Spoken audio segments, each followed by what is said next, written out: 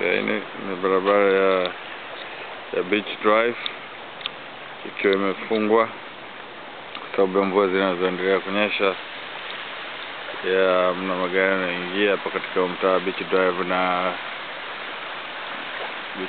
na Wandare Road imefungwa karibu na park ya Middlebrook. Kama unavyoona maji yanavyokwenda kasi, mvua ilikuwa ni nyingi sana, imevuruga miti yote, imechukuliwa kataenda park ya Middlebrook Park. Kwa sababu nakumbuka kuna mwaka ulitokea Middlebrook Park hapa, kulitokea mafuriko makubwa sana kama unavyoona, na watu kupata damage kubwa sana na magari yao. Okay.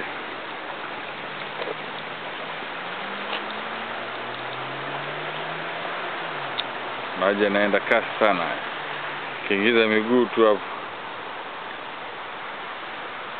kuondoka na maji.